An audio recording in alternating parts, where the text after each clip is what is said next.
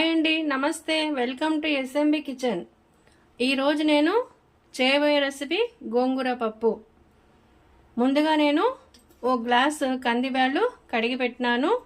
దీనికి కావాల్సిన పదార్థాలు 2 టమాటోస్, తర్వాత పచ్చిమిర్చి, ఓ చిన్న సైజు ఆనియను, ఎల్లిపాయలు, కరివేపాకు, మెంతం, కొత్తిమీర కలిపి పెట్టినాను. తర్వాత పసుపు, తర్వాత కడిగిన గోంగూర, తర్వాత కోసము కరివేపాకు, ఎల్లిపాయలు, ఎండుమిర్చి, మెంతం కూర. ఇప్పుడు ప్రాసెస్లోకి వెళ్ళిపోదాం. ముందుగా స్టవ్ వెలిగించి దానిపైన కుక్కర్ పెట్టాలండి. పెట్టి మనం పెట్టుకున్న ఈ పచ్చిమిర్చి, టమాటా, ఆనియన్స్ ఇందులో వేసాము. చాలా స్పైసీగా ఉంటుందండి. నేను కొద్దిగా ఎక్కువ వేసాను ఆనియన్స్. చాలామంది టమాటా వేయరు గోంగూర పప్పులో, కానీ టమాటా వేస్తేనే టేస్ట్ అండి. ఇదిగోండి, ఎల్లిపాయలు వేయాలి, కరివేపాకు, తర్వాత కొత్తిమీర, మెంతం కూర కలిపి పెట్టినాను ఇవి. తర్వాత కొంచెము పసుపు వేయాలండి. తర్వాత వచ్చేసి కొద్దిగా ఆయిల్ యాడ్ చేద్దాము. తర్వాత కడిగి పెట్టిన గోంగూర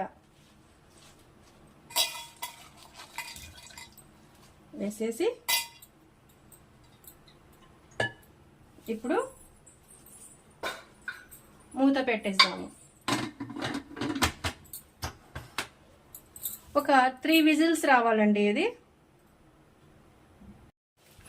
3 విజిల్స్ అయిపోయాయండి. ఇప్పుడు కుక్కరు మూత తీసి చూద్దాము. పప్పు బాగానే ఉడికింది. ఇందులో కొంచెము ఉప్పు యాడ్ చేసి ఎనపాలండి. పప్పు ఉప్పు వేసాను. టేస్ట్కు సరిపడేటట్టు ఉప్పు వేసుకోండి. ఇప్పుడు గోంగూర పప్పుకు తిరువాత పెడదామండి. ముందుగా ఒక ప్యాన్ పెట్టుకొని చిన్న గిన్నె స్టవ్ వెలిగించుకోవాలి.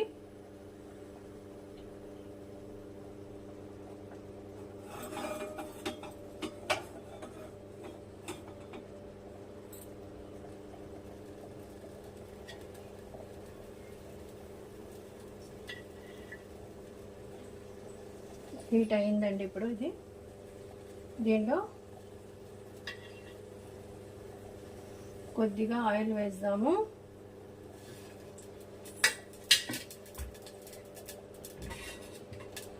ఆయిల్ హీట్ అయిన తర్వాత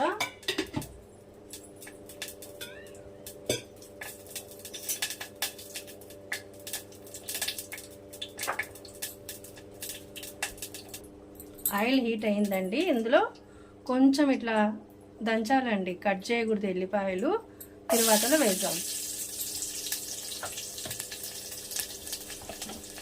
తర్వాత కొన్ని ఆవాలు, జీలకర్ర వేద్దాం.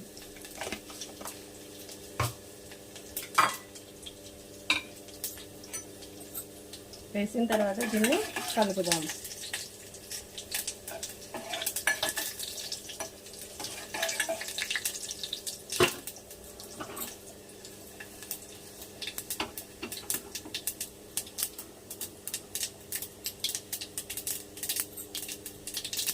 ఇది కొద్దిగా బ్రౌన్ కలర్ వచ్చిన తర్వాత ఈ కరివేపాకు, ఎండుమిర్చి, మెంతం కూర వేద్దాం. బ్రౌన్ కలర్ వచ్చిందండి. మెంతం కూర తిరువాతలో వేస్తే కొంచెం ఫ్లేవర్ బాగా వస్తుందండి, మంచి వాసన వస్తుంది. తిరువాత గుమగుమలాడుతుందండి బాగా. ఇదిగోండి,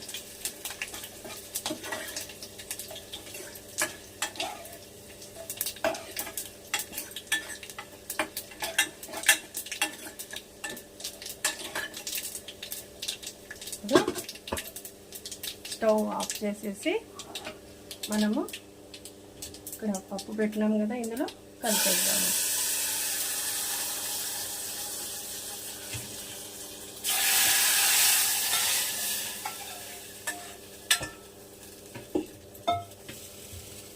ఇదిగోండి గోంగూర పప్పు రెడీ అయ్యింది. కొంచెం పచ్చిమిర్చి ఎక్కువ వేసాను, స్పైసీగా బాగా టేస్టీగా ఉంటుందండి.